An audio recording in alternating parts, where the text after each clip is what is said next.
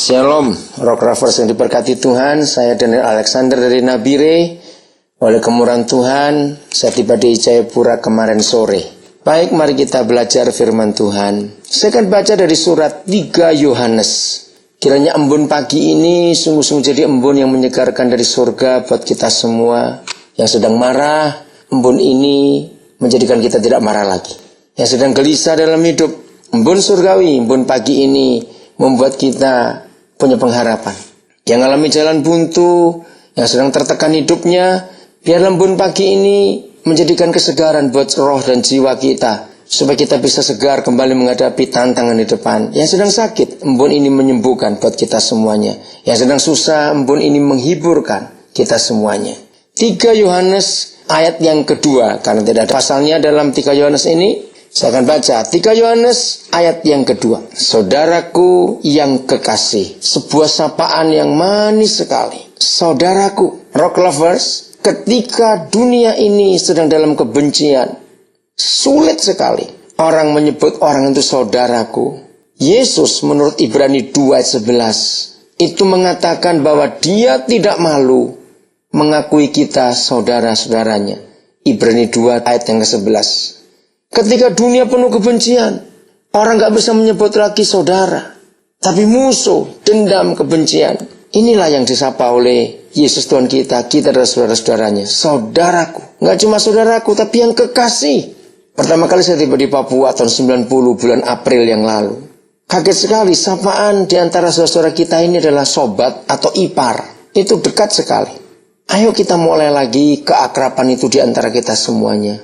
Saudaraku. Bukan musuhku, bukan sainganku, tapi saudaraku. Mari kita lihat suasana rumah tangga kita, kakak beradik, saudara dengan saudara, ipar dengan ipar dan sebagainya. Masih adakah kita menyapa saudaraku? Kalau kita bisa menyapa orang saudaraku, sebagaimana Yesus tidak malu mengakui kita adalah saudara-saudaranya. Dunia ini indah, penuh kedamaian di sana sini. Saudaraku yang kekasih, manis sekali sapaan ini. Seringkali kita kecewa dengan hidup. Seringkali kita takut menghadapi masa depan. Karena kita tidak mau berdamai. Kita terlalu banyak musuh di sekitar kita. Orang yang tidak bisa berdamai dengan semua orang, orang itu pasti tidak akan mengalami nikmatnya hidup. Yang ada cuma kebencian, kemarahan. Bagaimana membalas. Tapi hari ini Rock Rovers, mari kita periksa hati kita. Kalau Yesus saja mau nyapa kita saudaraku, mari kita sapa yang lanjut dengan kata saudaraku dalam hidup ini. Yang kekasih, luar biasa bukan? Mari kita berdamai. Ibrani 12 ayat 14 mengatakan, lagi sekali Ibrani 12 ayat 14 mengatakan, berusahalah hidup damai dengan semua orang. Rock Rovers, kalau ada kata perintah berusahalah, berarti hal itu tidak tergantung Tuhan, tapi 100% tergantung kita. Berusahalah hidup damai dengan semua orang. Wow, firman yang luar biasa. Yesus datang sebagai Raja Damai. Dia tidak mau cari musuh. Maka itu dia satu-satunya Tuhan yang berfirman, berkati musuhmu, ampuni orang yang membenci kamu, mintakan berkat pada orang yang menganiaya kamu. Bayangkan, di mana ada satu tokoh yang pernyataannya seperti itu, berkati musuh, ampuni orang yang membenci, dan memberkati orang yang menganiaya kamu. Rock Rovers, kalau kita mengaku pengikut-pengikut Yesus, maka kita pun harus mengikuti jejaknya. Berusahalah hidup damai dengan semua orang, tanpa terkecuali. Perdamaian itu indah, berdamai itu manis, menyegarkan, menyehatkan hati, menyehatkan hidup. Ayo hari ini yang kemarin punya musuh, sebelum kita keluar rumah, sebelum kita bekerja, ke sekolah, ke pasar, ke kantor, kemana saja, bawa taksi, ojek, kita di laut. Ayo kita berdamai, kita berdamai. Saudaraku yang kekasih. Nah lihat kembali, Ibrani 12 ayat 14. Kalimat berikut berkata, kalau saya pakai terjemahan bebas, apabila kamu tidak berdamai dengan semua orang, berarti kamu hidup tidak dalam kekudusan. Dan lihat itu, kalau kita hidup tidak dalam kekudusan, masih di Ibrani 12 ayat 14, maka kita tidak akan bisa melihat Tuhan. Menakutkan bukan Rock Rovers? Model apapun kekristenan kita, sudah berapa puluh tahun pun kita jadi Kristen, Tapi kalau posisi kita tidak bisa melihat Tuhan, berarti kita bagaimana bisa bertemu Tuhan? Melihat saja tidak bisa. Jadi sesungguhnya banyak orang Kristen yang aktif ke gereja, aktif beribadah, kegiatannya luar biasa. Sampai tetangga-tetangga heran, hari-hari kamu ke gereja. Tapi kalau kita tidak bisa melihat Tuhan, kan sama dengan bohong. Siapa yang kita layani? Siapa yang kita temui? Rock Rovers berjumpa Tuhan hanya lewat perdamaian. Yesus Raja Damai. Di minggu-minggu Advent menjelang Natal ini, kita semua sedang sibuk merayakan kedatangan Raja Damai itu. Bukankah kita jadi orang munafik kalau kita nggak mau berdamai dengan semua orang? Kiranya dalam masa Advent yang seterusnya ini, kita menjadi Kristen yang benar. Menyebut, menyapa semua orang, termasuk musuh kita, yang kita sudah berdamai dengan dia. Saudaraku yang kekasih. Kembali ke 3 Yohanes ayat yang kedua. Aku berdoa. Siapa yang hari ini kita sudah doakan? Yesus berkata, doakan juga musuh-musuhmu. Ayo, sebelum kita bekerja, sebelum kita ke sekolah, ke tanggung jawab aktivitas kita, ke kantor, para pejabat, para pegawai, mari kita periksa hidup kita. Siapa yang kita doakan hari ini? Jangan kita doanya untuk diri kita dan keluarga kita sendiri saja. Doa untuk orang-orang yang ada di sekitar kita. Nggak hanya untuk orang Kristen, untuk semua orang. Ingat lagi sekali Ibrani 12 dan 14, berdamai dengan semua orang. Nggak cuma yang Kristen. Aku berdoa. Saudaraku yang kekasih, aku berdoa. Apa doanya? Semoga engkau baik-baik dan sehat-sehat saja. Doa yang luar biasa.